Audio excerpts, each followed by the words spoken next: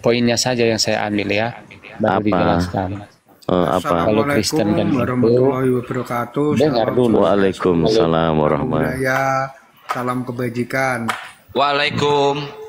Oh, kirain teh Islam nih. Nipu juga rupanya. Apa, Cil? Lo nanya apa, Cil? Si Gabriel ngapain turun, Gabriel? Gabriel Tritung, penyembah sempak. Penyembah sempak bolong. Naik lagi. Mana Gabriel? Nah, ini nge-report lagi nih. Ini nih, si Tengi ini nge-report nih. Emang si bocil nih suka nge-report sih. Halo. Dia di bawah tadi udah nge-report, dia naik. Mana lah, ayolah diskusi kalau memang mau diskusi. Teman-teman, kalau diskusi aja, nggak usah repot-repotan, eje-ejean pala kayak gitu. Baru juga opening udah ke report. Siapa pula yang nge-report kalau nggak Oten aja coba. Oh, aku nggak setuju. Nah, kenapa Bang Alek, kenapa? Gitu. Ini Bang Alek Kristen Kalau kan? ada orang Kristen, saya nggak tahu lah. Mungkin bahasa kalian bahasa yang nggak bagus. Bang Karena gini, Assalamualaikum. kalau report kena juga, aku kena report juga masalahnya. Jadi nggak enak. Prof, Harus nunggu seminggu. malam. Malas. Assalamualaikum, Prof. Waalaikumsalam Kang Dito, lanjut. Iya, udahnya enak-enak di bawah dia Kayak udah mana ceritanya? nyamar. Dia udah nyamar itu kan. Dia nyamar tuh di bawah tadi. Aku Muslim katanya. Tiba-tiba minta naik. Waalaikumsalam Bunda Emma, Julida. Mana ada? Oke lah, kita diskusi Kang Dito, tipis-tipis ya. boleh nanya Kang? Apa? Oke, boleh. Tapi gini loh Kang Dito, narasi abang tadi, ini Gabriel mana nih? Kok turun dia penyembah sempak katanya? Kapan ku sembah sempak Kang Dito? Penganut sempak bolong katanya gini, Mikana.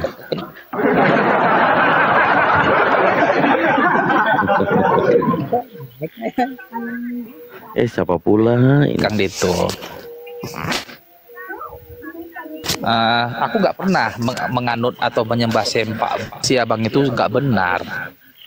Kata Mikana, Tritunggal itu gambarnya sempak bolong. Mikana nih, kan kita kan sama-sama debater itu ngelihat tuh. Ini yang mana ini? Ini yang mana? Yang mana kau Agatha gitu kan? Ya halo. Ya bro Gabriel. Gimana? Kalau aku kan dari Katolik nih. Kalau ada jawabanmu. Oh dari Katolik. Abang mualaf dari Katolik.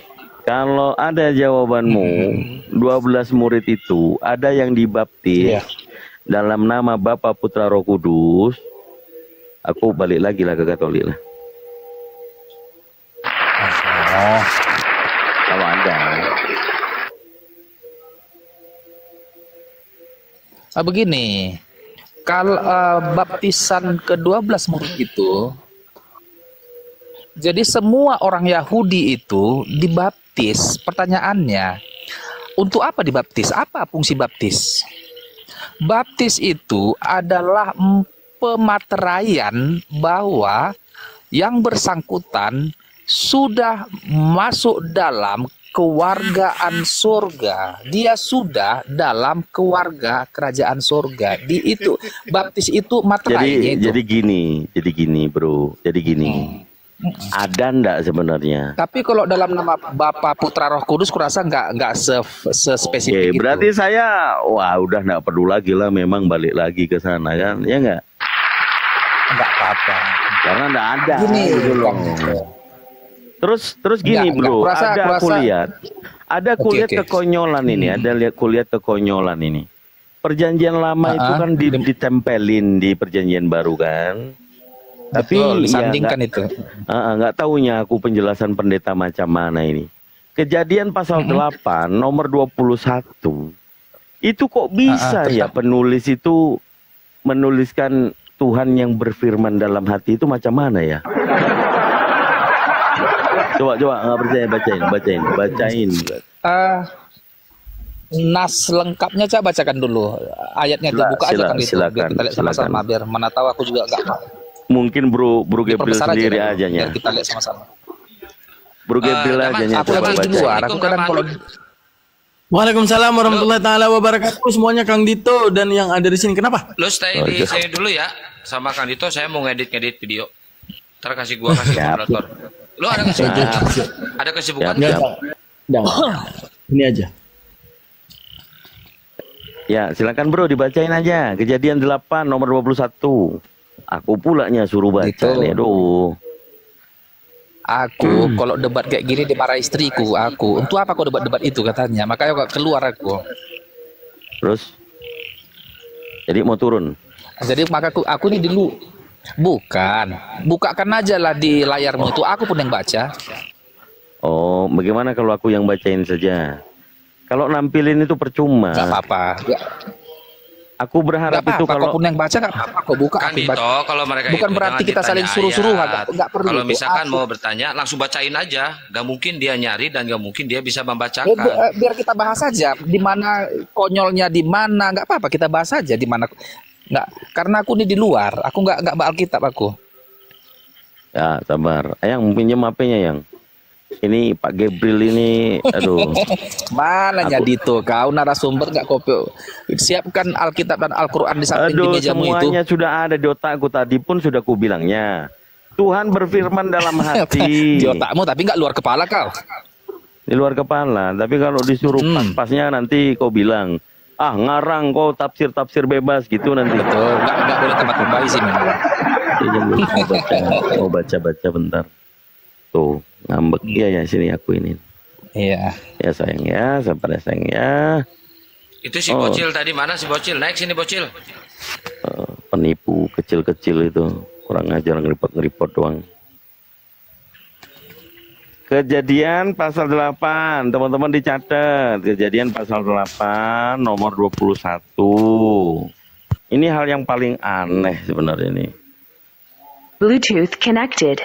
Ketika Tuhan Tuhan Yahweh mencium persembahan yang harum itu, berfirmanlah Tuhan dalam hatinya, aku takkan mengutuk bumi ini lagi, karena manusia, sekalipun yang ditumbalkan hatinya adalah jahat dari sejak kecilnya. Dan aku takkan membinasakan lagi segala yang hidup seperti yang telah kulakukan. Mau ditampilin nih. Aduh ya Allah. Begini amatnya diskusi sama saudara Kristen ini. Aduh ya Allah. Nih. Gedein Akang. Aku mau gedein diriku sendiri.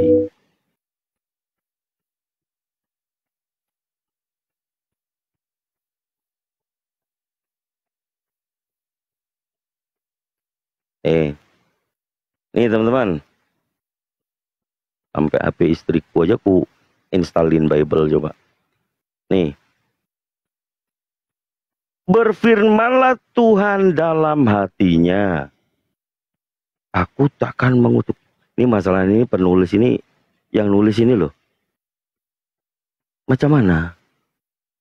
Kok bisa mengetahui firman dalam hati itu macam mana itu? Bro, Gabriel, coba. Benar ya ini ya? Udah kau tengok ya? Berfirmanlah Tuhan dalam hatinya. Nah, diartikan begitu tuh. Awesome. Hah? Berfirmanlah Tuhan dalam hatinya, aku takkan mengutuk. Halo. Halo, assalamualaikum warahmatullahi wabarakatuh. Waalaikumsalam. Bang, sabar dulu bang. Biasakan bang kalau orang gitu. lagi ngomong itu di mute dulu loh. Astagfirullahaladzim. Ini udah tidak tahu ini. Akun satu tadi udah tumbang. Ya, jangan mendekat nanti kesikut. Ya, ini udah kelihatan Bro Gabriel. Bro. Udah aku baca, Barusan aku lari sebentar tadi ke dalam rumah. Udah. Berfirmanlah Tuhan dalam hatinya. Dalam hati. Nih, ini macam mana nih? Nah, sila. Jadi konyolnya adalah dia berfirman dalam hatinya, gitu. Yang konyolnya itu tulisan kemudian yang mendengarkan hatinya Tuhan berfirman tadi siapa? Konyolnya Yang adalah nulis ini loh. kenapa dia apa maks? Enggak, coba Bukan Pak, maksudnya konyolnya ketika suara hati itu bisa dicatat sama si pencatat coba Daman, gitu Daman, Pak. itu suara firman dalam hati itu gimana bunyinya, Daman? Bunyinya gitu biasanya. Nggak jelas ini apa ini kulihat. Suara kalian pun nggak jelas sama aku. Korek. Iya, udah gerah banget nih kayaknya, kan udah panas banget nih. Ya, step down itu bukan Itu seperti ini. gimana? Kalau warming up terus kemudian satu tumbang kena tombak di awal. Jangan anggap ini udah dingin lagi, nggak bisa. Ya enggak. Jadi Gimana? kalau kita mau Gitu. diskusi, ini tadi kan aku udah bilang, perjanjian lama yang sudah terlanjur Iya. digabungin dengan perjanjian baru. Tuhan berfirman Betul. dalam hati, bla bla bla bla. Yang nulis tadi bla bla bla, Iya. aku ini betul kutuk apa segala macam. Heeh. Itu penulisnya dapat Iya. dari mana itu? Gitu loh. Itu penulis kitab Kejadian kan Musa. Ah, ngarang mula kok ini bro jadinya. Aduh. Di mana tertulis? Kenapa? Aku Musa menulis Kejadian sampai Ulangan gitu. Begini apa gitu. Jangan minta ayat seperti itu di mana Musa menulis aku menulis kitab Kejadian. Oke, Jangan aku begitu. tunjukin itu lagi namanya samamu. permainan kata-kata yang kolot Oke, kayak gitu. aku kasih lihat. Siap. Pertanyaannya Saya yang buktikan memang membutuhkan kalau jawaban ternyata- yang berkelas. Nah, coba yang ternyata- benar-benar materi. Iya, ternyata penulisannya bukan tulisan Musa. Saya ambil di Ulangan. Ulangan berapa kamu ingat nggak? Ulangan berapa itu? Ulangan perjanjian lama. Musa juga penulis kitab Kejadian, Ulangan, Bilangan, Keluaran, Imamat itu Musa. Oke, Ulangan 34 di situ itu apa? siapa yang menulis pada Musa lah saat yang dikatakan Musa mati? penulisnya itu. Pada saat Musa Jangan mati mengarang-arang siapa kita. Kita penulisnya? nggak ada di sini, nggak tipe kita mengarang-arang gitu. Oke, ditunjukin lagi ya. Siap. Siap. Ditunjukin lagi. Ini aduh, kalau di sini memang perpuluhan harusnya ada ya. Ulangan 34. Musa meninggal dunia. Kabar. Lalu? Pada saat Musa meninggal. Nah, itu kan di Ulangan tuh.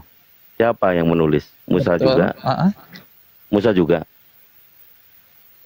Musa meninggal dunia. Aku rasa itu bisa saja setelah kematian Musa ada tambahan lagi tulisannya.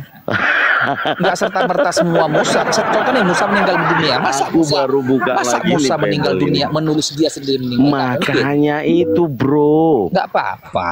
Tadi you bilang Artinya Kejadian gini, sampai Dito, Ulangan. jangan kita itu berbicara tulisan tentang Musa. narasi-narasi seperti itu pertanyaannya. Itu tanyakanlah di mana kekonyolan itu, di mana ketidaksinkronan itu. Lah, yang sedang kita bicarakan Di mana apa yang nggak konyol pertentangan gitu loh. itu? Kau bilang Begitu tadi itu. Kejadian sampai Ulangan Musa yang menulis. Begitu baru ku mau Jelek tunjukkan kali, pada saat Musa Aku itu matikan dulu nih kayak. Kayak mana? Kayak pada mana? saat Musa itu wafat, kok tiba-tiba ini begitu. Mana jadinya? Setelah kematian Musa, kepemimpinan Israel dilanjutkan oleh Yosua. Jadi Ulangan siapa Jadi yang nulis? tulisan-tulisan itu pun bersumber dari setelah Musa, ya dari Yosua. Bisa saja itu dilanjutkan oleh Yosua. Oh, jadi bukan Musa. Karena memang kepemimpinan Israel itu setelah masa Musa, Tuhan memilih Yosua untuk membimbing orang Israel ke tanah perjanjian. Jadi Musa berumur 120 tahun ketika ia mati, matanya belum kabur dan kekuatannya belum hilang. Ulangan 34 nomor 7. Tampilin lagi, Akang. Ya teman-teman silakan kalau ada yang mau pesan Paramek ya, itu ada di keranjang hitam ya sama keranjang merah ya, silakan nih kalau ada yang mau pesan Paramek nih ya, silakan pesan teman-teman, ini Paramek gratis nih. Nih ya, Musa berumur 120 tahun. Ketika ia mati, matanya belum kabur dan kekuatannya belum hilang. Yang menulis berarti bukan Musa. Kasih tepuk tangan dulu. Kabur. Jengkel kali loh aku teman-teman, maaf ya. Baru aja open Komal, belum 10 menit akun saya udah jadi tumbal. La haula wala quwwata illa billah, ya Allah, astagfirullahaladzim. Tapi lumayan lah ya buat ini ya. Buat warming up supaya Komalnya. Ini Bang Hadi ini ada apa ini Bang Hadi? Kenapa?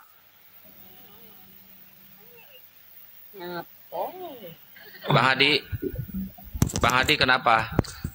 Assalamualaikum. Waalaikumsalam warahmatullahi wabarakatuh. Waalaikumsalam warahmatullahi. Mau nanya Bang. Abang Muslim apa Kristen Bang? Begini Bang, kalau nanya aja. Muslim Bang. Abang mau nanya ke Muslim? Saya Muslim, saya berada di... Iya, ke Muslim Bang. Saya Muslim berada di lingkungan Kristen. Nah, saya juga dilahirkan oleh Muslim. Kalau saya di lingkungan saya itu damai ya, karena saya juga perantau, pernah lama tinggal sama orang Kristen. Saya juga ya kadang juga saya melakukan ibadah-ibadah juga di luar, kadang juga saya di rumahnya. Karena menurut saya agama itu cuma apa ya? Ya semuanya tujuannya sama, cuma jalannya saja yang berbeda. Nah. Beda Pak, nggak ada. Jadi kalau saya nggak mau sama Pak, salah Hah? saya potong Pak, nggak ada. Kalau di literasi ke Islam nggak ada tujuannya yang sama. Kalau Kristen itu tujuannya udah jelas ke neraka, kalau Islam tujuannya ke surga Pak. Kalau dalam literasi Islam, kalau mau toleransi boleh, toleransi tentang kemasyarakatan, tentang sosial. Tapi toleransi agama atau toleransi keimanan nggak ada Pak itu Pak. Ini saya melihat dia masuk di kategori liberal. Mungkin jadi kurang gimana ilmu. pendapat abang-abang? Ya nggak boleh Pak, toleransi hukumnya tentang keimanan nggak boleh dengan non Muslim nggak boleh Pak. Coba Daman tunjukkan ayatnya Daman, silakan Daman. Bentar Kang, lagi buat ini, bentar. Apa pertanyaannya? Toleransi tentang keimanan. Nggak ada. Kalau dalam hal keimanan ibaratnya gini Pak. Dalam hal keimanan kita harus yakin dulu bahwa cipta langit dan bumi itu satu. Lalu orang yang kemudian menjabarkan pencipta langit dan bumi versi mereka itu menunjukkan bukan sedang menyatakan Tuhan yang sebenarnya, tapi sedang memfitnah Tuhan. Untuk Tuhan yang satu difitnah, kita tidak mungkin diam saja seperti menobatkan Tuhan sama seperti makhluknya. Contoh, Tuhan adalah pohon. Lah, pohon bisa ditebang. Lalu pantaskah pohon bisa ditebang? Itu menunjukkan apa? Perdebatan selama ini terjadi karena kejinya mulut manusia berani untuk memfitnah Tuhan. Itu satu. Sama seperti ibu Anda adalah satu orang. Lalu kemudian ada 7 orang yang menjabarkan ibu Anda dengan versi suka-suka hati mereka. Lalu apakah kita diam saja untuk ibu kita yang sedang difitnah itu? Sama. Seperti ketika Allah Ta'ala dinobatkan beranak. Bukankah itu sebuah fitnahan? Bukankah itu sebuah hantaman keras terhadap akal kita? Bahwa ini loh, ada akal-akal manusia yang kemudian apa? Menginjak kekuasaan Tuhan. Menginjak kemahebatan Tuhan. Lalu kenapa kita diam saja? Orang ibu saja kita dihina, kita marah. Lalu ketika Tuhan dihina dalam bentuk beranaknya dia, dalamnya dia, kenapa kita diam saja? Jadi tidak perlu ayat hanya untuk membuktikan hal itu. Kita hanya perlu akal. Kecuali pencipta langit dan bumi itu ada 8. Lalu mereka menjabarkan dengan versi mereka, enggak apa-apa. Tapi akal manusia tahu bahwa yang menciptakan langit dan bumi itu satu. Maka setiap yang menceritakan Tuhan di luar arti daripada ketuhanan itu sendiri, maka mereka sedang memfitnah Tuhan. Memang iya, Allah mengatakan lakum dinukum waliyadin. Kita harus tahu dulu konteks ayat itu buat apa. Contoh, alhamdulillahirabbil alamin, kata lam di situ ada lili milki. Lakum dinukum waliyadin itu lam huruf jar yang berfaedah li milki. Artinya milikmu agamamu, milikku agamaku. Lalu itu adalah kesepakatan damainya di situ. Lalu ketika kemudian lakum dinukum waliyadin itu dikhianati, artinya kepemilikan kita diambil oleh orang lain, disitulah kemudian kita itu harus rentan membela. Yang menjadi milik kami harus tetap milik kami. Yang menjadi kalian, ya udah kami tidak akan kami tidak akan menggugatnya. Nah, seperti itu. Kalau di dalam Al-Baqarah, lanjut dulu. Kalau dalilnya mau, gimana Pak? Halo, gini Pak. Bukankah semua umat beragama pengenlah masuk ke surga kan Pak, Bang? Ya, makanya kebenaran daripada tiap-tiap manusia itu datang kepada mereka. Contoh, bukankah Islam telah lahir di depan mukanya Hindu? Benar. Bukankah Islam telah lahir di depan mukanya Kristen? Benar. Bukankah Islam telah lahir di depan mukanya Yahudi? Benar. Bukankah Islam telah lahir di depan mukanya Buddha? Tujuannya apa? Hanya untuk menampakkan ini kebenaran. Jangan lagi engkau menyembahkan sesuatu yang bukan kebenaran dan rentan memfitnah Tuhan. Itu dia, Pak. Kalau semuanya ingin masuk surga, ya mereka berhenti untuk kemudian memfitnah Tuhan, itu doang. Makanya yang dinamakan ya, silakan. Mau nanya Bang, kayak Abang lah, udah berapa lama Abang masuk Islam? Bentar Bang, jangan nanya terus Bang. Paham gak dengan penjelasan yang tadi Bang? Jangan sampai Iya paham Bang, iya Bang, paham Bang. Udah gitu. Tahu loh Bang, kalau Bang Adi, sebentar Bang Adi. Kalau Anda seorang Islam, coba saya mau tanya sama Abang. Apa doa iktidal itu? Silakan. Doa iktidal.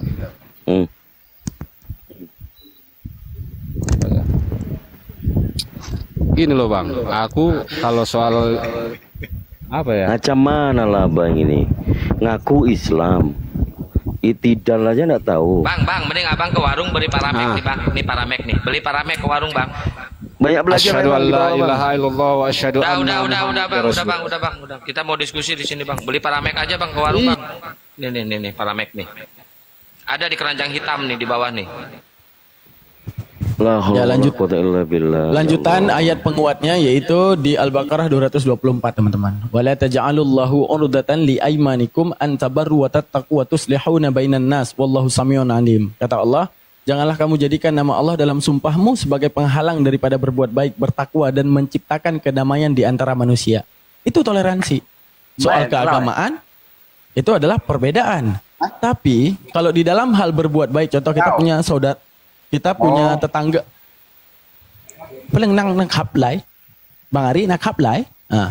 Jadi kalau kita punya saudara dan saudara kita itu oten, kalau dia kelaparan kasih makan dia, kalau enggak Allah marah. Oh, kalau dia kemudian sakit, bawa dia ke rumah sakit. Itu yang dinamakan toleransi. Tapi dalam hal mereka memfitnah Tuhan beranak, di situ non toleransi. Seperti itu.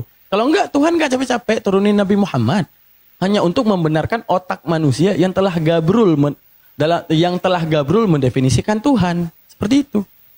Nah, lanjut Kang. Dah, ini sapa dulu. Tamu-tamunya nih sapa dulu nih. Halo, assalamualaikum Bang Itsul. Kok assalamualaikum? Selamat malam dulu dong. Selamat malam Bang Itsul. Waalaikumsalam warahmatullahi wabarakatuh. Oh. Ya gimana Bang? Islam Kristen Bang?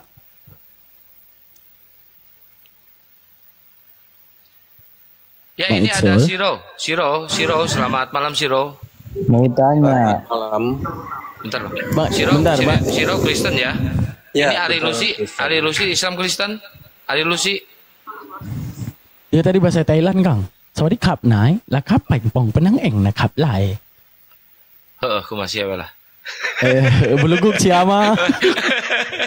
Ari Lucy. Oh, enggak ada. KM 2. Muslim apa Kristen KM2 yang nggak nyaut di ini ini nih keluar nih. Aduh, keburu dikeluarin. Ya silakan si Siro. Ya Siro silakan sama Kang Dito. Aku nyimak. Ya baik, terima kasih. Ya tadi saya mendengar ya dan banyak tuduhan mengenai Alkitab ya.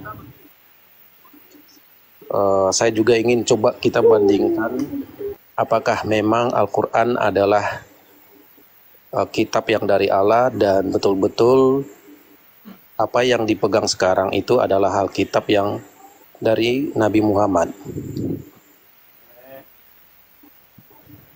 Boleh, silakan.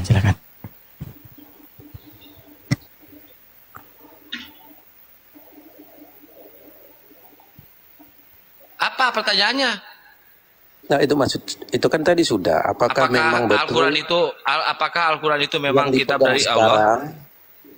Ya, apakah Al-Quran yang sekarang ini yang dipegang oleh umat Muslim berasal dari Nabi Muhammad?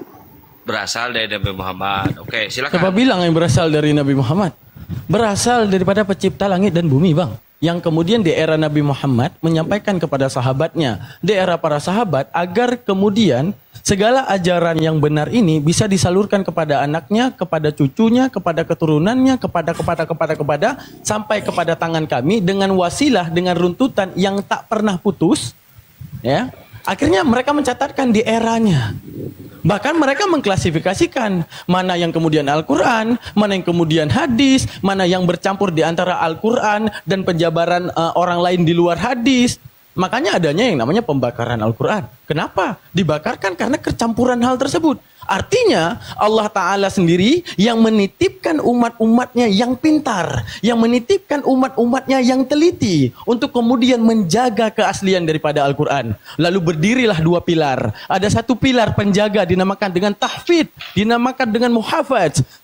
Orang-orang yang kemudian menghafalkan Al-Quran, yang kemudian Al-Quran itu diuji setiap tahunnya di dalam Ka'bah. Kemudian daripada imam membacakan ayat pertama Al-Quran sampai 30 juz Al-Quran, di mana di belakangnya ada makmum yang mengikutinya dan bahkan menyimak daripada penjabarannya. Di belakangnya ada 70 orang lagi yang merupakan makmum yang kemudian menyimak daripada bacaannya. Yang mustahil ini kemudian bisa dihilangkan. Yang mustahil bahwa ayat Al-Quran ini kemudian bisa untuk diselewengkan.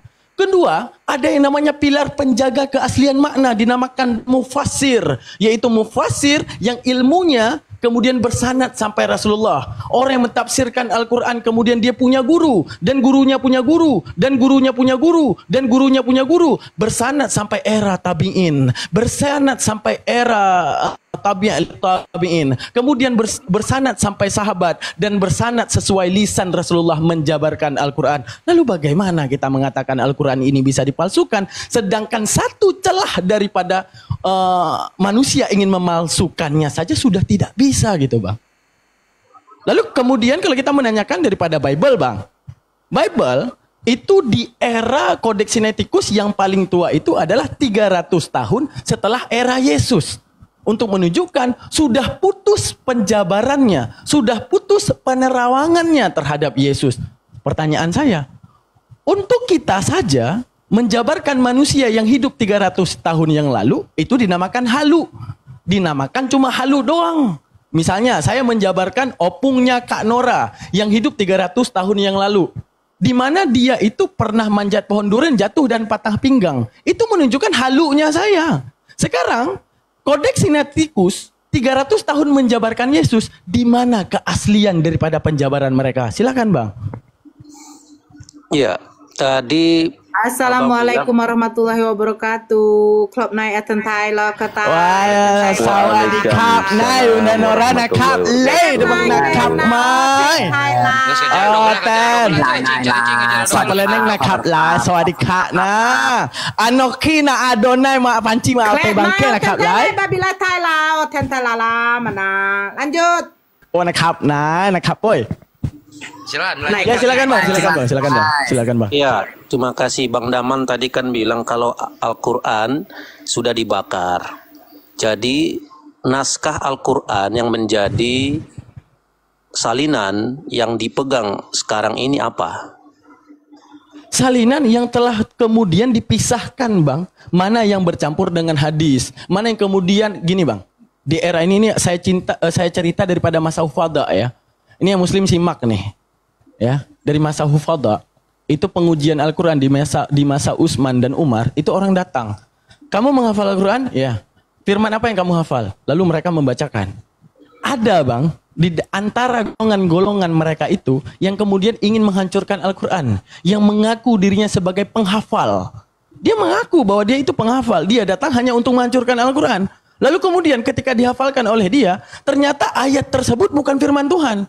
Tapi Utsman dan Umar tidak langsung menjudge ini bukan firman Tuhan.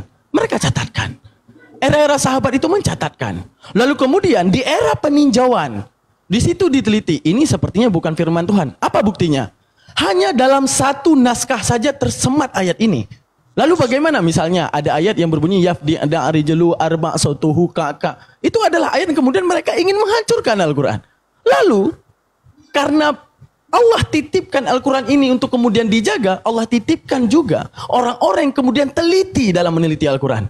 Lalu kemudian meneliti, ternyata ayat ini cuma didapati dalam naskah ini. Maka dipanggillah segala hufadha. Maka dipanggillah semuanya orang yang menghafal Al-Quran. Pernah nggak kalian menghafal ayat ini? Tidak. Pernah nggak kalian menghafal ayat ini? Tidak. Lalu apa? Ini naskah ini bakar. Kenapa? Kemudian apa? Kalau naskah ini disimpan, maka kami akan sama seperti kalian.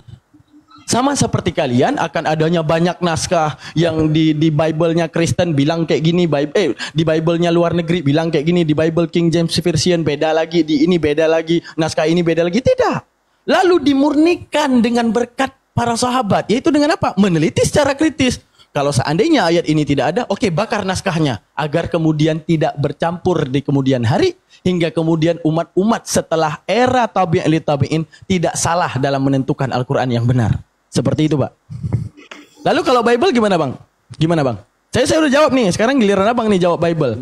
Kodeks Sinaiticus 300 tahun putus daripada era Yesus, di mana cara pikirnya kita bahwa apa yang disampaikan di dalam Kodeks Sinaiticus ini akurat. Ingat, jangan bawa Roh Kudus ya. Maksudnya gini, ya mereka kan punya Roh Kudus. Itu bullshit itu. Tapi sistem pikir 300 tahun putus daripada era Yesus, tapi bisa menjabarkan Yesus. Sama seperti saya menjabarkan 300 tahun tentang opungnya Bunda Nora yang saya bilang jatuh daripada pohon duren. Itu namanya halu, abangku. Silakan, Bang, silakan. Ya, nanti saya tolong dikasih waktu, tidak dipotong-potong ya. Seperti abang tadi menjelaskan, saya tidak potong-potong ya. Jadi begini, abang menjelaskan Al-Quran itu tanpa jelas. Saya mencoba mempertanyakan kronologi pencatatan dan standarisasi Al-Quran. Kita tahu memang Utsman memerintahkan Zaid untuk mengumpulkan salinan-salinan Quran karena banyak sekali versi yang beredar di. Bang, harus saya bantah, Bang. Kalau pemahaman abang nggak kayak gitu, Bang. Nggak kayak gitu. Bukan salinan yang dikumpulkan, hufadhanya yang dikumpulkan. Hufadha itu ketika firman Allah disampaikan, mereka mencatat agar tidak lupa di dinding rumahnya, di kulit binatang, di pelepah kurma. Jadi Zaid bin Sabit bukan ngumpulin pelepah kurma yang dipanggil. Lalu hufadanya disuruh mempertanggungjawabkan. Dari mana lu ambil ini? Siapa guru lu? Berapa orang yang ngafal ini? Kalau ternyata yang ngafal itu cuma dia seseorang, tidak diterima. Menunjukkan apa? Ini orang sedang menyamar ingin menghancurkan Al-Quran. Tapi ditanyakan, oh kamu hafal dalil ini? Iya. Hufadha yang lain mana yang hafal sama seperti ini? Saya. Oke, coba hafalkan. Oke, coba hafalkan. Oke, coba hafalkan. Oke, coba hafalkan. Setelah dilihat, oh ternyata memang benar firman Tuhan. Kenapa? Banyak yang mencatat, banyak yang menghafal sama seperti ini. Jadi kalau abang bilang ngumpulin naskah, ngumpulin pelepah kurma, salah. Itu gabut namanya. Oke, lanjut jelasin lagi. Iya, jadi gini loh Bang, saya kan dari mana sih sudah dipotong. Fokus. Silas fokus pertanyaan Bang Darman tadi. Fokus, tadi kan bergantian. Bang Daman. Gantian. Bang Daman, saya melihat bahwa salinan dan standarisasi Al-Quran. Fokus ke Bible, Saya di sini hostnya. Coba komparasi ya. Komparasi langsung lah. Ya, kan tadi Bang Daman bertanya. Nah, sekarang atau gini, kami berdua berdiskusi timer. Enggak ada timer. Kenapa saya bilang enggak ada timer? Kalau begitu, izin ya, Bang Lord. Ya udah, saya live aja. Oke, saya live aja ya. Sebentar. Terima kasih ya. Selamat yang turun monyet. Dia nggak mau ditanya. Penakut, nanti kaleng. Nggak mau ditanya, nanya terus. Begini ya. Dia bernarasi sesuai pemikiran dia. ketika dipotong sama Bang Daman, dia minta jangan dipotong. Bagaimana nggak dipotong? Berarti kita membenarkan pemikiran dia yang dia argumentasikannya di room ini yang didengar oleh banyak orang. Ya nggak bisa dong. Kau pikir ini room kamu? Ibaratnya gini. Iya, lu bisa nipu kalau nggak ada Bang Daman di sini, lu bisa nipu tuh. Bentar, izin. Tapi gua tahu semuanya gitu. Sebentar lah dulu, Akang, jangan dipotong. สวัสดีค่ะนะครับหลายอากังนะครับโอ้ยไว้จองรนะครับเป็นหนูพนังแอนะครับลาปูพนังหลายลูกผ้าแดงลูกค้าเปิ้งนะครับเล่ปปนงนังนะครับไล่ปังปังปุลงแดงนะครับไล่ Kelab naik. Udah kabur, dia nggak mau ditanya. Pak Pendeta Yunus, assalamualaikum. Assalamualaikum. Selamat malam, Pak Pendeta. Pak Pendeta yang murah senyum. Saya kalau sama Pak Pendeta Yunus, saya cuma senyum-senyum baik saja. Ketemu lagi. Ini dikit ya. Saya tanya ke yang baru mualaf aja. Mualaf kita misalnya Bunda Nora. Kira-kira Bunda Nora daripada penjagaan Al-Qur'an tadi itu, daripada era sahabat, ada nggak satu celah untuk dipalsukan kalau kritis dan prosesi daripada sahabat itu seketat itu? Kira-kira ada nggak celah untuk pemalsuan? Tidak. Tidak kan? Karena seketat itu penghafalnya saja tidak diterima mentah-mentah itu hafalannya. Dia tanya yang hafal sama seperti kau siapa gitu. Nah, saya komparkan ke sini ya. Saya komparkan ke sini ya. Matius, Markus, Lukas, Yohanes. Di sini ada Pak Pendeta Ruben juga. Pak Pendeta monitor, Pak Pendeta. Nah, penceritaan tentang kebangkitan Yesus saja pada waktu Yesus di dalam kubur udah berbeda. Betul? Tapi mereka meyakini bahwa 4 penulis Injil ini adalah orang yang bersama-sama dengan Yesus. Nah, sekarang penulisan tentang Al-Quran yang dijelaskan Bang Daman, ditanya sama yang ini, apakah betul isinya seperti itu penghafalannya, ditanya sama yang itu, ditanya sama yang ini, sama yang ono, sama yang ene, semua jawabnya betul. Dan semuanya itu sama. Jadi bagaimana mungkin dipalsukan? Contoh, Al-Fatihah. Itu dari dulu sampai sekarang tetap sama. Nah, sekarang Matius, Markus, Lukas, Yohanes. Pak Ruben tahu sendiri. Tentang kebangkitan Yesus, ceritanya sudah berbeda. Di dalam Matius, datang 2 orang malaikat, terjadi gempa bumi. Kenapa Markus, Yohanes, dengan Lukas tidak menuliskan gempa bumi? Bahkan di dalam Yohanes, dikatakan di situ pada waktu Maria Magdalena datang, batu itu sudah diambil. Di dalam Matius, batu itu digulingkan oleh malaikat, terjadi gempa bumi. Kenapa Markus dengan Lukas tidak menuliskan tentang terjadinya gempa bumi? Silakan Pak Ruben. Ya, terima kasih ya. Ya, senyum dulu. Ya, buat teman-teman, waalaikumsalam warahmatullahi wabarakatuh. Iwan Pila, siapa yang belum dibiruin? Lanjut. Selamat datang ya di channel Panglima Apologet Islam. Kristen ini bukan suatu masalah ya, karena murid-murid ini menceritakan bahwa ada fakta yang benar ya, benar-benar sudah terjadi seperti itu, bahwa fakta ini terjadi. Intinya bangkit ya, mau ceritanya bagaimanapun intinya bangkit gitu ya. Intinya terjadi dan bangkit gitu.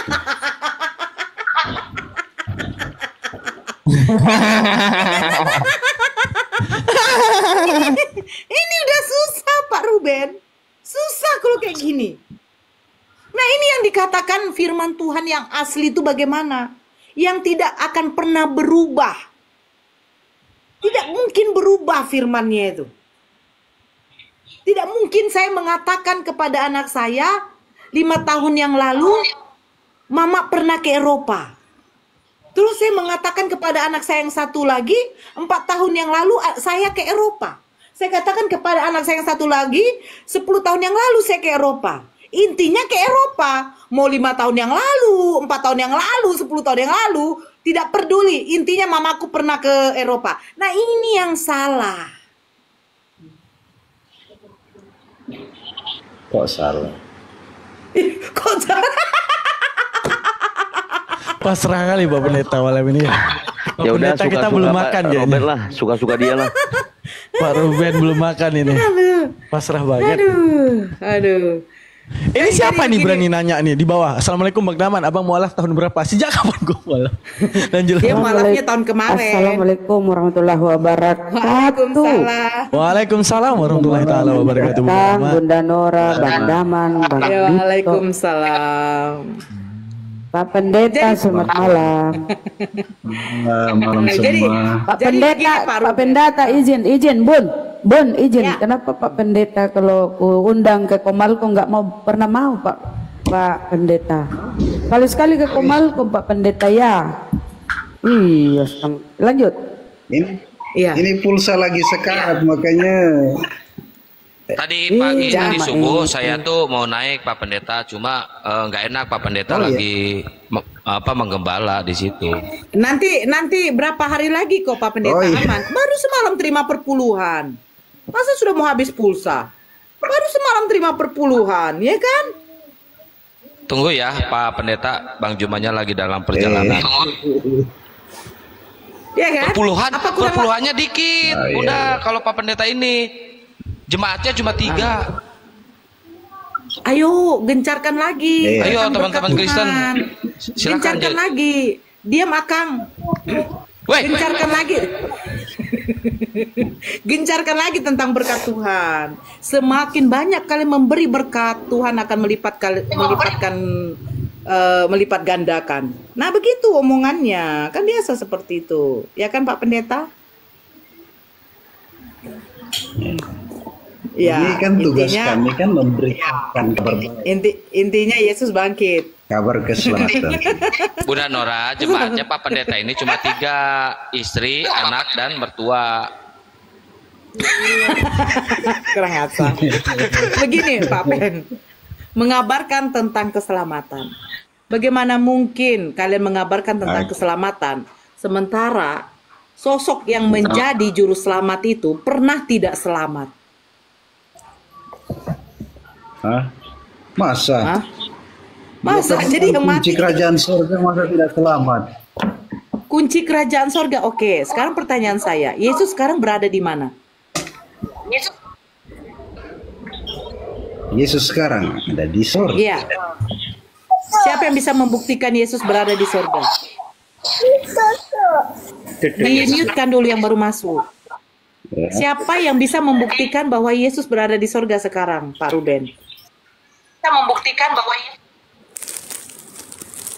itu Stefanus melihat ke atas waktu dia mau dilempar dengan batu.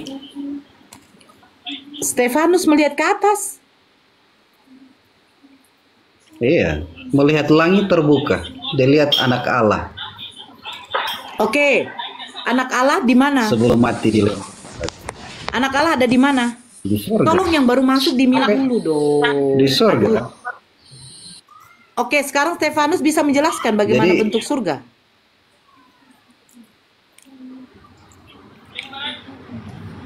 Ya, dia menggambarkan. Kalau tentang surga ini dia dicatat di Wahyu. Yang mencatat Wahyu itu siapa? Yohanes. Stefanus atau Yohanes? Yohanes, murid Tuhan. Nah, sekarang yang melihat surga ini Yohanes apa Stefanus? Stefanus melihat langit terbuka sebelum. Oke. Dia mati langit terbuka. Terus langit bentuknya seperti apa kata Stefanus, Pak Ruben? Ya, artinya dilihat anak Allah. Anak Allah ngapain di surga?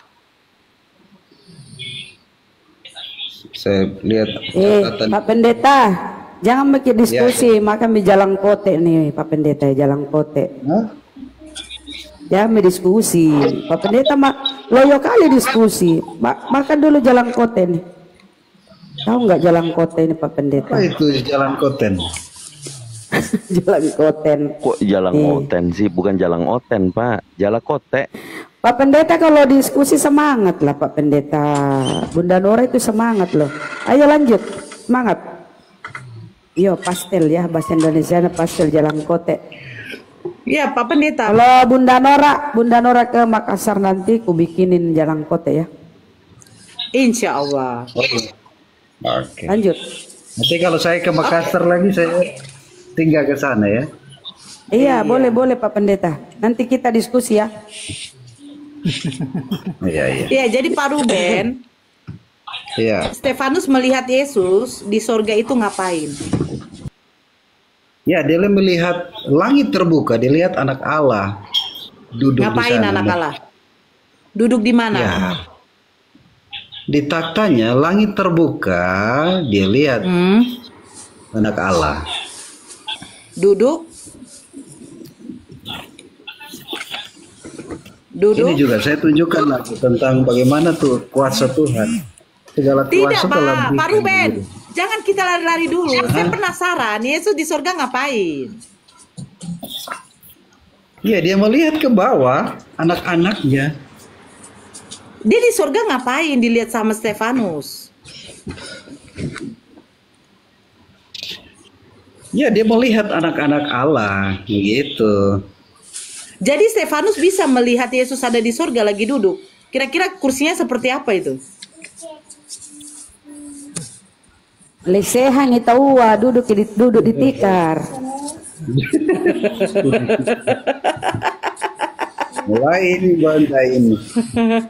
Iya, gimana Pak Ruben? Saya penasaran. Yesus katanya duduk di sebelah kanan Bapa, betul? Iya. Bapa itu roh atau bukan? Ya, Bapak itu roh.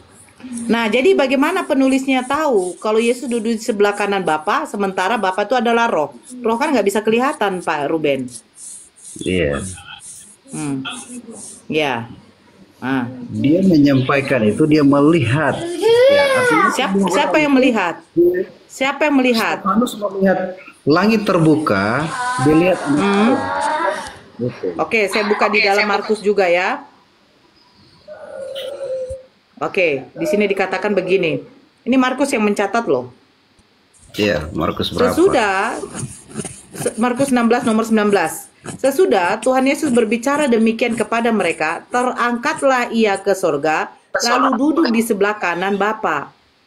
Nah, pertanyaan saya, dari mana Markus tahu bahwa Yesus duduk di sebelah kanan Bapa, sementara Bapa itu adalah roh? Oke, jadi begini. Tentu firman jadi Allah begini. mencatat ini bahwa suatu kebenaran, kayak gitu. Kebenaran apa? Satu kebenaran. Kebenaran apa? Iya. Kebenaran firman Allah adalah benar. Pak Pendeta, pahami dulu. Markus mencatat setelah Yesus ngomong sama murid-muridnya, dia terangkat ke atas. Nah, berarti Markus melihat bentuk sorga itu bagaimana. Dan Yesus duduk di sebelah kanan Bapa. Bapa itu kan adalah roh. Pertanyaan saya, dari mana Markus tahu Yesus duduk di sebelah roh? Roh bukannya nggak kelihatan? Iya, karena mereka melihat dengan kacamata rohani juga. Jadi bisa lihat dengan mata kepala juga. Dengan pandangan rohani. Kalau belum masuk dalam rohani ya. Kan ini kan Banora kan dipimpin oleh akal. Segala sesuatu dipimpin pakai akal. Bapak Pendeta terlalu unyu-unyu ya malam ini ya. Nggak tahu saya. Ada saja ya pertanyaan yang betul-betul logik. Karena kita berpikir secara logik, tapi di jawabannya itu tidak masuk akal. Gitu loh. Mereka dipakaikan kacamata rohani. Nah, sekarang nanti di Markus 16. Markus 16. Ini saya baca ya, Markus 16. Lalu ia berkata kepada mereka, nomor 15-nya, pergilah ke seluruh dunia, beritakanlah Injil ke segala makhluk. Kau jangan. Terus, siapa yang percaya dan dibaptis akan diselamatkan. Siapa yang percaya dan dibaptis akan diselamatkan. Tetapi siapa yang tidak percaya akan dihukum. Tanda-tanda ini akan menyertai orang-orang yang percaya. Pak Ruben percaya sama Yesus? Ya, percaya. Amin. Pak Ruben diselamatkan oleh Yesus. Betul? Ya. Ya, tanda-tanda ini akan menyertai orang-orang yang percaya seperti Pak Ruben. Ya kan? Orang-orang yang Ya. percaya seperti Pak Ruben, mereka akan diselamatkan. Kalaupun yang dilakukan Pak Ruben, mereka akan mengusir setan-setan demi nama Yesus. Mereka akan berbicara dalam bahasa-bahasa yang baru.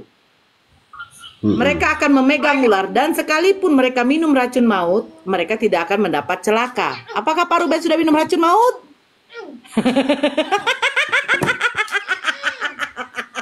Oke. Oke, gimana? Pak Pendeta, kameranya terlalu atas, ke bawahin dikit Pak Pendeta kameranya. Pak Pendetanya kalau kameranya terlalu ke atas jadi begini, Pak. Iya, jadi saya tanggah terus Pak. Ah gitu kan ganteng kelihatan. Manise. Oi manise. Gimana Pak Ruben? Yang percaya sama Yesus akan diselamatkan. Pak Ruben percaya? Percaya. Amin, saya katakan. Nah, tanda-tanda ini akan menyertai orang yang percaya. Sekalipun minum racun maut tidak akan celaka. Sudahkah minum racun maut? Ya, begini. Rancangan iblis itu tetap ada. Rancangan iblis itu tetap ada. Bagi orang-orang yang, karena kita kan memilih percaya kepada Yesus, berarti apa? Iblis menjadi lawan kita. Makanya kita harus kuat secara roh. Nah, sekarang kan Yesus mengatakan tanda-tandanya ada. Tanda-tanda orang yang percaya akan diselamatkan itu ada. Yaitu ketika kalian minum racun maut tidak akan celaka. Itu tanda-tandanya bahwa Yesus menyelamatkan orang yang percaya kepadanya. Sudahkah Pak Ruben minum racun maut? Ya, kalau bilang sudah ya saya tidak tahu racun maut. Tapi saya tidak mau coba juga racun maut. Nanti Pak Ruben, Pak Pendeta kalau Pak Ruben tinggal pilih rasa stroberi, vanila, coklat. Nanti kita belikan. Jangan gitu lah, tegas kau sama pengikut Nabi palsu ini, harus tegas, jangan Dia hilang. Udah hilang Pak Ruben. Aman. Dalam nama Yesus hilanglah iblis. Nah, udah aman Pak Ruben. Aman, lanjut. Gimana Pak Ruben? Kan begini otomatis. Contoh. Misalnya Pak Ruben mau menjadi bupati. Nah, kalau saya memilih Pak Ruben jadi bupati, apa yang akan saya dapat? Kan begitu. Anak ibu nggak akan yakin dia jadi bupati deh. Anak ibu akan saya pekerjakan nanti di suatu perusahaan besar, Orangnya Bu. pendiam. Oke, kan begitu tanda-tandanya ketika saya memilih Pak Ruben nanti jadi bupati. Nah, terpilih nih, berarti otomatis saya tuntut nih kan. Nah, sama seperti Pak Ruben menerima Yesus sebagai juru selamat, ya saya terima. Nah, ini tanda-tandanya bahwa Pak Ruben kalau menerima Yesus sebagai juru selamat, sekalipun Pak Ruben minum racun maut tidak akan celaka. Sudahkah minum racun maut untuk menunjukkan apakah Yesus menyelamatkan? Nah, boleh pilih rasa stroberi, vanila. Nanti saya kirim. Mau dites Pak Ruben? Coba-coba. Saya boleh bicara? Boleh Pak.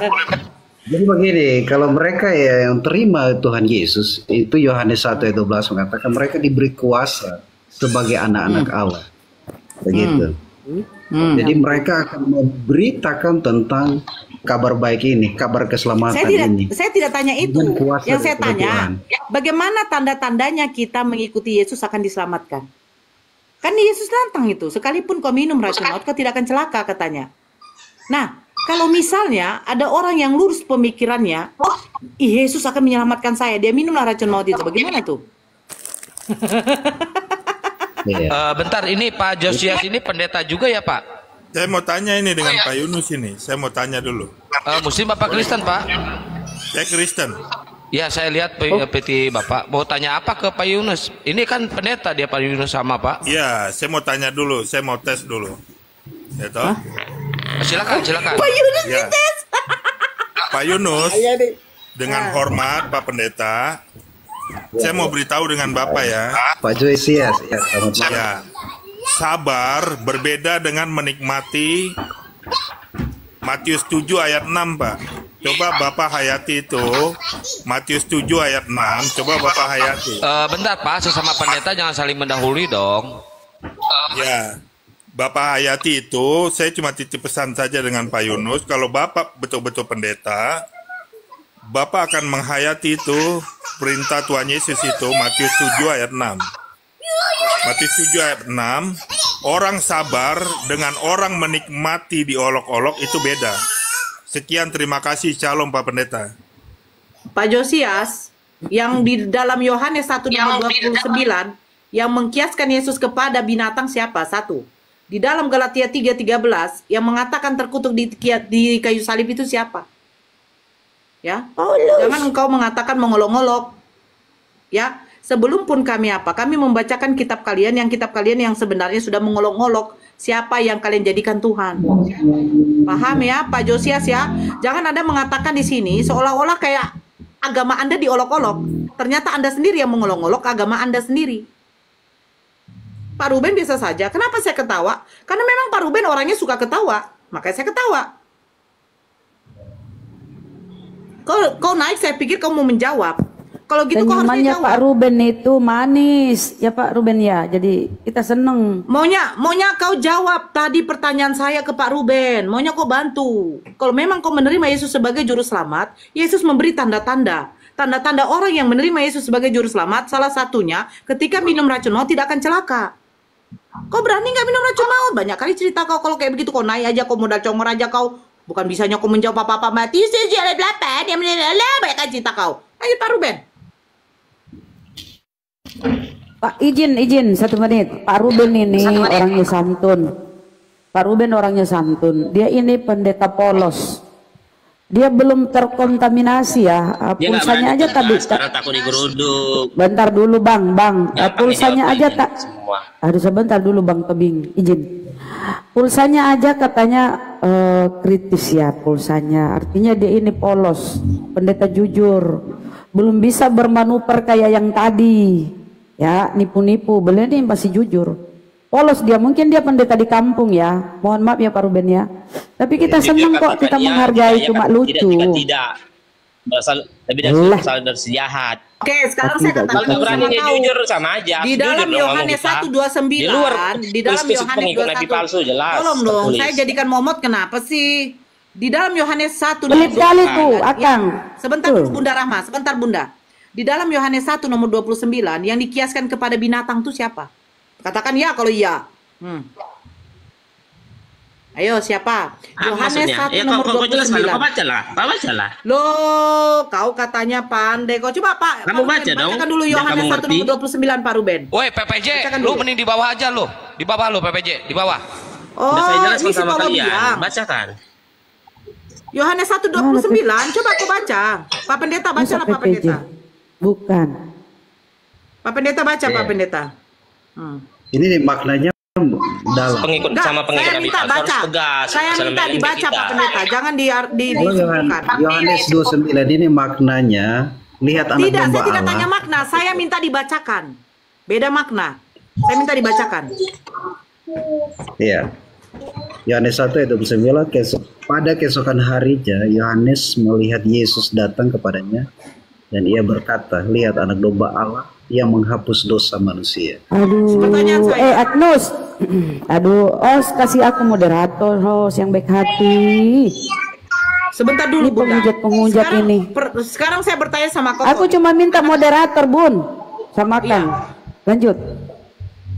Sekarang saya tanya, anak domba itu Bunda? kepada siapa? Ini Tobing? kita hilangin aja deh ya. Bye. Ganggu aja. Domba itu dari tadi. Yesus Cuy. lah. Di bawah aja lo. Kenal. Apakah Udah kudus. Katakan iya kalau iya, katakan tidak kalau tidak. Nah, anak domba itu merujuk kepada siapa? Saya tidak minta artinya makna. begini. Ini maknanya saya mau terangkan maknanya sangat luas. Karena setiap di dalam imamat itu imamat 9 itu domba sebagai penghapus dosa manusia. Nah, Yesus ini sebagai anak domba Allah penghapus dosa manusia. Ini yang digambarkan oleh Nah, sekarang Yohanes. itu kiasannya merujuk kepada siapa, Bang, Pak Pendeta? Binatang apa manusia?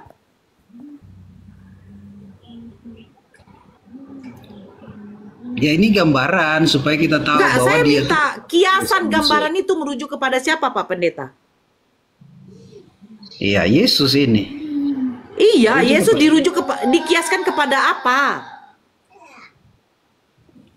Kepada apa di sini maksudnya? Domba sesembelihan. Di dalam Wahyu 5 nomor 6, aku seperti melihat anak domba yang telah disembelih. Nah, sekarang pertanyaan saya, anak domba ini merujuk kepada Yesus. Yesus dikiaskan kepada siapa? Kepada apa?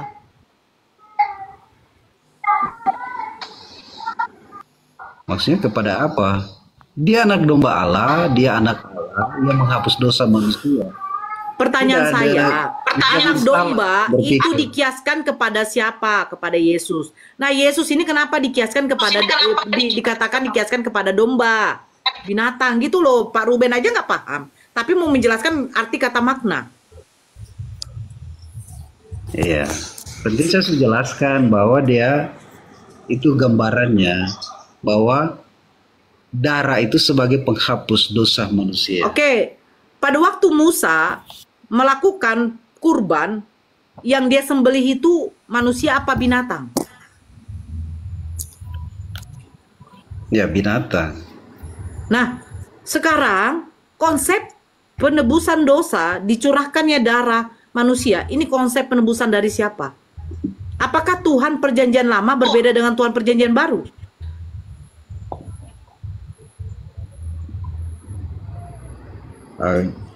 Jadi begini, karena penghapus dosa itu digambarkan bahwa seperti anak domba penghapus dosa. Setiap orang berdosa setiap tahun.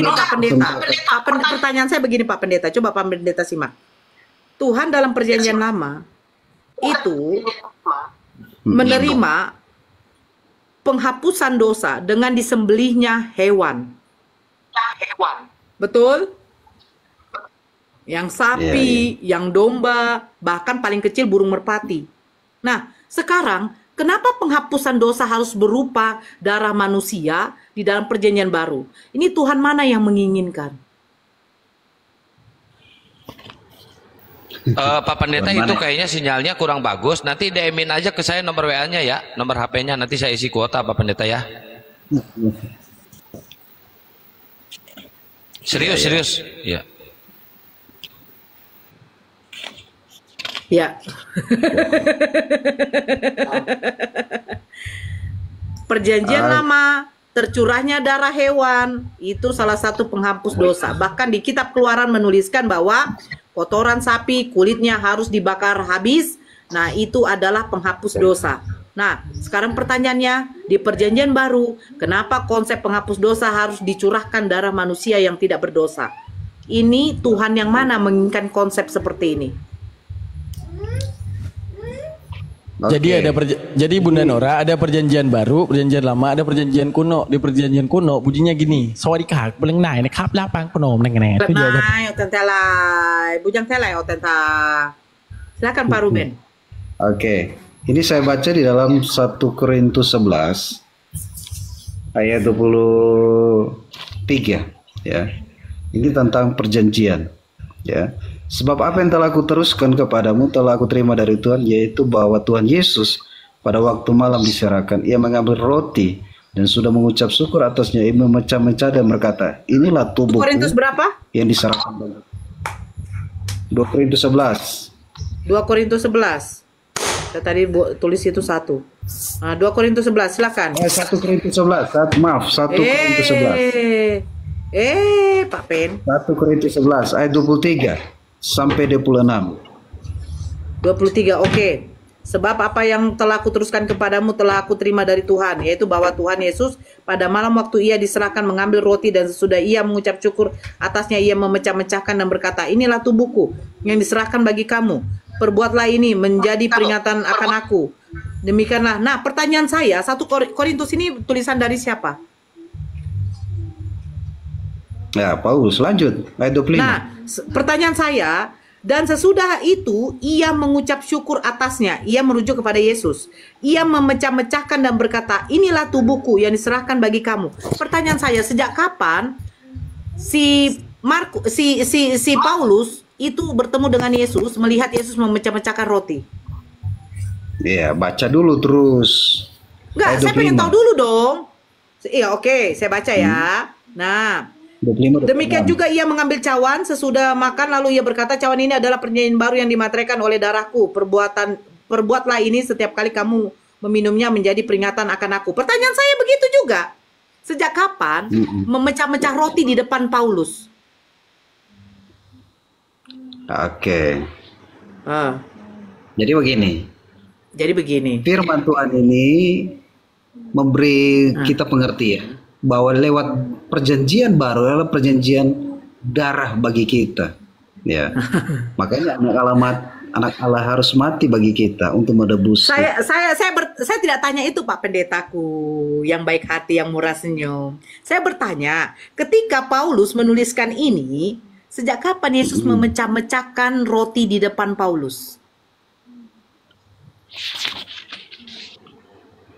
Di depan Paulus, ya. Yes. Belum hafal sampai di situ. Dan sesudah itu ia mengucap syukur atasnya. Ia memecah-mecahkan dan berkata, inilah tubuhku. Nah, si Paulus yang menulis 1 Korintus ini bukan? Sejak kapan? Sejak kapan Yesus mengatakan di depan Paulus sambil memecah-mecahkan roti itu dan mengatakan, inilah tubuhku, inilah darahku, inilah. Sejak kapan? Ya, Allah tetap berbicara dengan Paulus lewat firman-Nya. Sejak kapan Paulus menerima firman dari Yesus? Segala tulisannya adalah ilham Allah. 2 Timotius 3:16. Sejak kapan? Shalom. Sejak kapan? Ya, sebentar Stefan. Wassalamualaikum. Pak. Ya, sebentar Bang Stefan. Sejak kapan? Nanti Bang Stefan sama yang lain gak apa-apa. Sejak kapan Paulus bertemu langsung dengan Yesus dan Yesus memecah-mecahkan roti itu? Sejak kapan Paulus ada pada waktu malam perjamuan Paskah? Sejak kapan Paulus tahu tentang penyalipan Yesus? Sejak kapan Yesus dengan Paulus bertemu fisik? Sejak aku jatuh cinta padamu.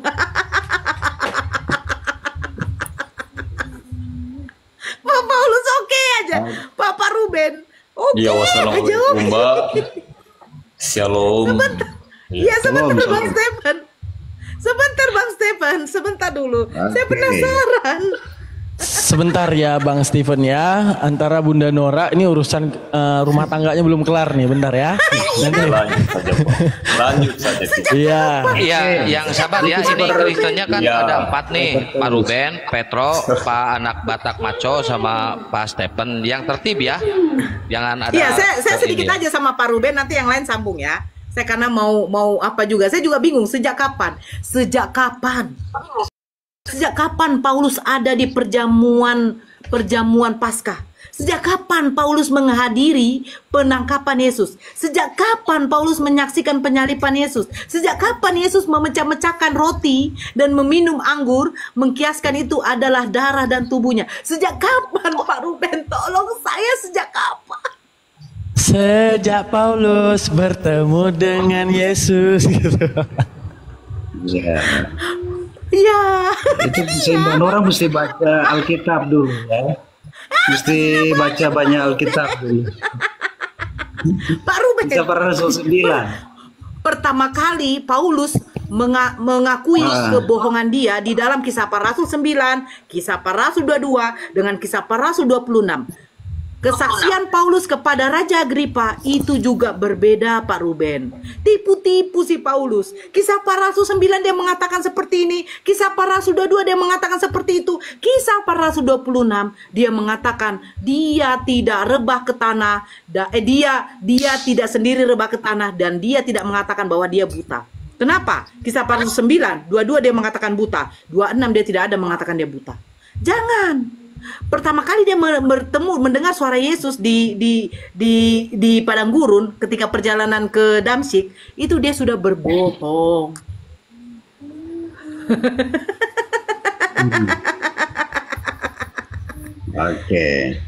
Oke. Enggak, kalau memang tidak mau bahas itu, saya kayaknya nanti beginilah Pak Pendeta. Saya pengen sekali ada tuh yang ngomong Kristen. Oke, Bunda Nora, oke Bu Nora, oke Nora, saya akan pelajari lagi kenapa bisa dituliskan Paulus seperti ini sementara Paulus tidak pernah bertemu dengan Yesus. Namanya begitu dong Pak Pen, biar enak kita. Ya, kita kan kita baru bernarasi kayak pertobatan Paulus. Saya tidak, bukan pertobatan. Enggak, cerita di dalam yang tadi 1 Korintus 11 yang ditunjukkan sama Pak Ruben, itu si Paulus menceritakan seolah-olah itu terjadi di depan matanya Paulus. Yesus memecah-mecahkan roti, meminum anggur, mengkiaskan roti itu sebagai tubuhnya.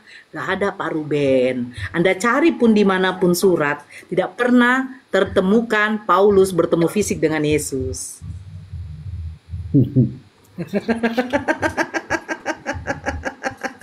Pak Ruben, senyumnya jangan kayak gitu dong. Yang manis sedikit, coba.